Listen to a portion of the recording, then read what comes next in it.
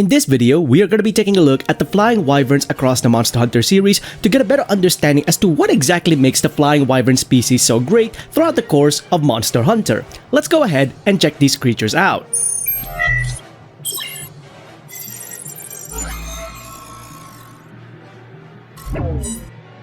Hey everyone, CardinalPinoy here once again, back with another Monster Hunter video, and today, we're going to be taking a look at the Flying Wyverns of the Monster Hunter series to get a better understanding as to what makes these creatures so great throughout the world of Monster Hunter.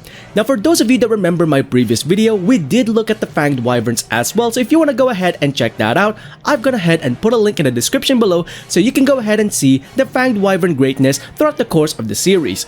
Now in this one, we're going to be focusing on Flying Wyverns, get a better understanding on the variations of Flying Wyverns that we have throughout the course of Monster Hunter, and of course, understand their capabilities and what makes these creatures so great in terms of combat capabilities as well as adaptations. Now first up, let's go ahead and take a look at the variations of Flying Wyverns in the Monster Hunter series and see what kind of categories we're looking into when we start facing Flying Wyverns.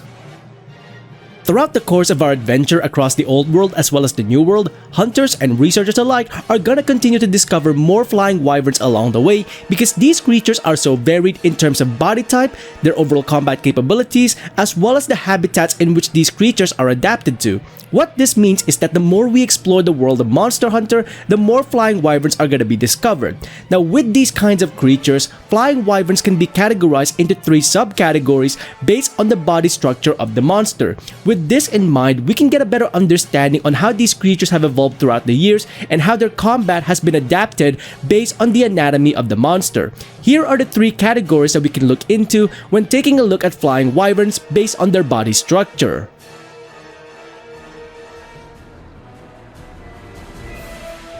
The first type of body structure for a Flying Wyvern is perhaps one of the most common ones that we will see. These creatures take on a bipedal posture and have fully developed wings, allowing them the capability of flight. Many of these Flying Wyverns are aerial aces in combat and use their aerial capabilities with great efficiency, some of them even mixing it up with their elemental capabilities. Having said this, however, not all creatures with fully developed wings are capable of flight. Monsters such as the Diablos, for example, are mostly grounded in terms of their combat capabilities, instead opting to dig underground rather than utilizing any flight capabilities. More than likely, this is because their bodies are too heavy for them to actually fly, meaning that they had to adapt their combat capabilities to be grounded instead. So even though these creatures have fully developed wings, they are not capable of flight. Having said this, however, most of these creatures with fully developed wings are capable of flight and would take on hunters and monsters alike using their aerial capabilities and mixing them up with other abilities that they have in order to decimate their opponents. The next set of body structures that could be observed for the Flying Wyverns out there is one where the monster takes on a quadruple posture. With these monsters, what's actually happened to their body is that their body has caused their wings to evolve into 4 legs instead. This means that the monsters are mostly designed for ground-based combat rather than aerial combat.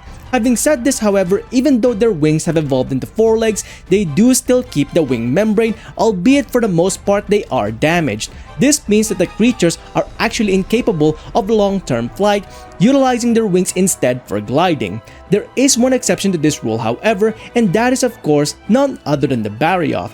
Barioth's evolution is very different to the monsters such as the Tigrex and Nargacuga in that the wing membrane of this monster remains relatively intact, meaning that this creature is still capable of flight despite the fact that it takes on a quadruple posture, so this is the one exception to the rule. However, having said this, most of these creatures are grounded in combat for the most part, and even Barioth would prefer to fight on the ground rather than fight in the air for a long period of time.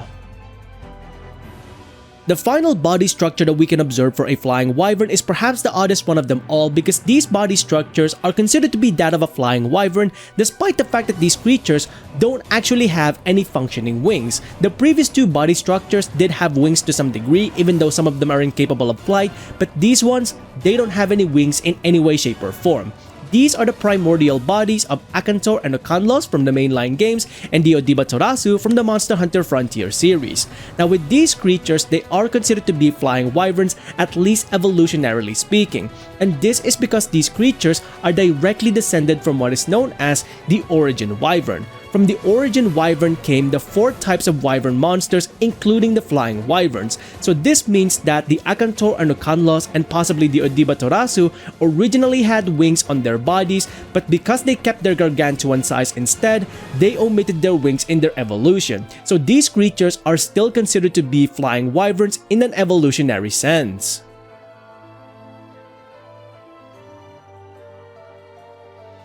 So now that we have a bit of an understanding on some of the body structures that we can observe for flying wyverns across the world, let's now go ahead and take a look at their combat capabilities. With regards to the abilities of most flying wyverns revolving around combat, there's only really 2 ways that you can split them. Monsters with elemental properties as part of their combat abilities, and monsters that mostly utilize their own unique anatomy as well as physical strength in order to decimate their opponents. First up, let's go ahead and take a look at monsters with elemental properties as flying wyverns. Flying wyverns with elemental properties as part of their combat capabilities are perhaps one of the more common monsters that any hunter would discover across the old and the new world because of the different variations of monsters with elemental properties on them. With regards to flying wyverns, many of these creatures would combine their elemental prowess with that of their aerial capabilities because many of these creatures have the capability of flight. The individuals that might not have the capability of flight are still efficient in utilizing their elemental properties in order for them to truly decimate their opponents.